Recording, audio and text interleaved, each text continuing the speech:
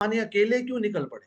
सब टूटे हैं, मिलके निकलते हैं तो एकता में बल है। उसकी एक लाइव एग्जांपल मैं आपके सामने हूं, मैंने किस तरीके से पैसा कमाया मैं आपसे शेयर कर रहा हूं। एक चीज क्लियर कर लो दोस्तों, दिशा की कमी है।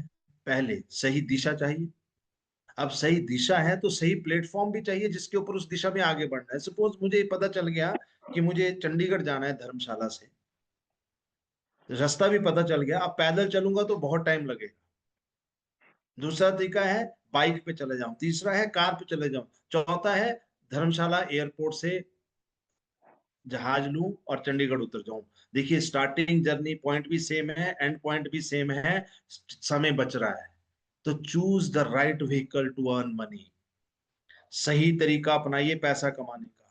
कहाँ लिखा है कि 25 से 60 साल तक धक्के खा के पैसा कमाना है? आज के युग में लोग 20-20, 22-22, 23-23 साल में उतना पैसा कमा रहे हैं जितना हम पूरी उम्र में नहीं कमा पा रहे थे, जो टेक्नोलॉजी का सहारा ले रहे हैं।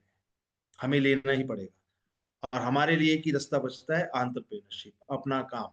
अब अपना काम करना है दोस्तों, और हमें नहीं समझ आ रहा है, बड़े बड़े दिग्गज समझ रहे हैं। एक स्लाइड देखिए आपके, मैं बोलता हूँ सारे वो खोलते खुल जाएंगे दिमाग के ढक्कन।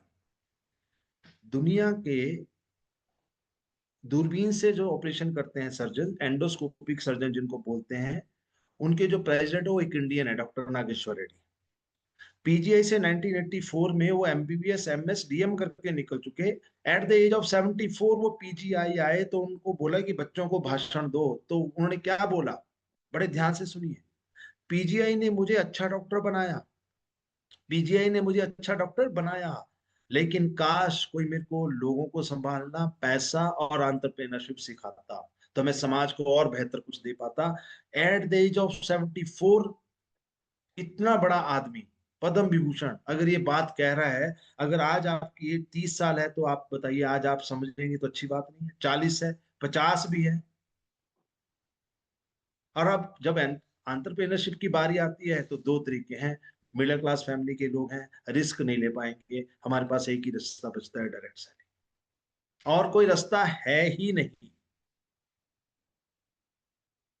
कई लोगों से मैं बात करता हूँ, बड़े सोच के बताऊंगे, मैं कि जिस सोच से और जिस एजुकेशन से आप यहाँ तक पहुंचे हैं, उस एजुकेशन और उस सोच को लेके कहाँ तक पहुंच जाओगे भाई? आप अपने आप से सवाल करो ना, क्या सोचना आपने? क्या जिस सोच और जिस एजुकेशन को लेके आप यहाँ तक पहुंचे हैं, आपको क्या लग रहा है उसी सोच और एजुकेशन से बहुत आगे निकल जाएंगे आप?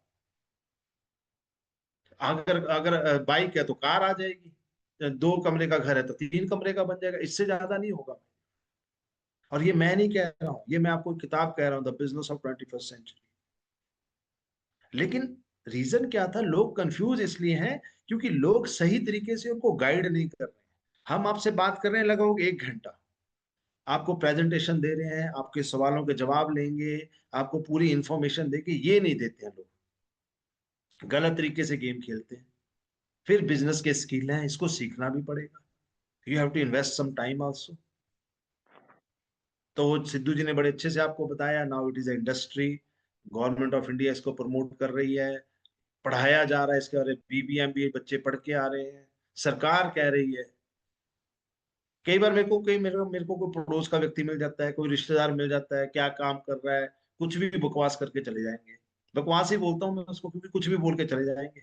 अच्छा, बंदे जोड़ने वाला, लोग बनाने वाला, पता नहीं क्या क्या बोलेंगे। मैंने तो सोशल मीडिया पे ये देखा, वहां दे देखा। अरे social media is not government my dear friend.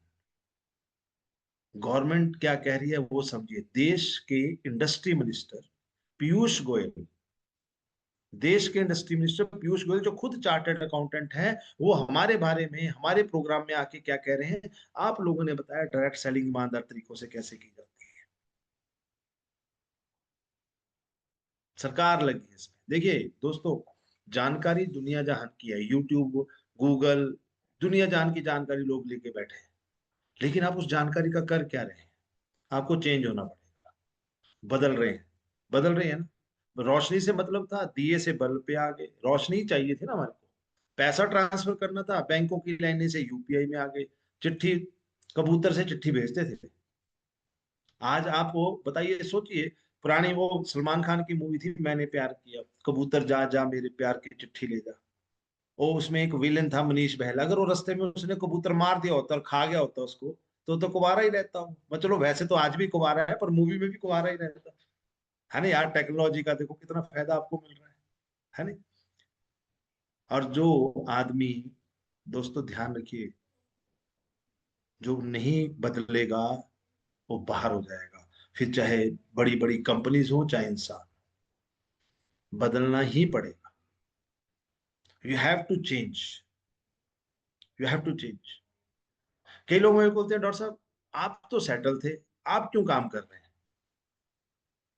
मैं कहा मैं सेटल हूं, मैं फिर भी काम कर रहा हूं। तू तो सेटल नहीं है, तू तब भी नहीं कर रहा भाई। तो किसको सोचना चाहिए? पहली बात तो ये। दूसरा, मैं तो सेटल हूं, लेकिन 60 साल में जब मैं रिटायर होता तो क्या मैं अपनी जॉब अपने बेटे को दे सकता था? Answer is no. और एज ए पेरेंट्स हर एक आदमी चाहता है यार मैं अपने बच्चे के लिए कुछ तो असेट बना दूं, ताकि वो वहां से उड़ान भरे। ये नहीं कि उसके लिए सात पर पुश्ते जोड़ने के लिए पैसा नहीं कमाऊंगा मैं, लेकिन उसको प्लेटफॉर्म तैयार करना तो मेरी जिम्मेवारी है ना। मैं लाया हूं ना उसको दुनिया में। मैं उस जिम्मेवारी से तो मुंह नहीं मोड़ सकता ना। वो डायलॉग पे तो नहीं जा सकता जिसने पैदा किया वो सोच भी लेगा, जिन्होंने निकलना है वो निकल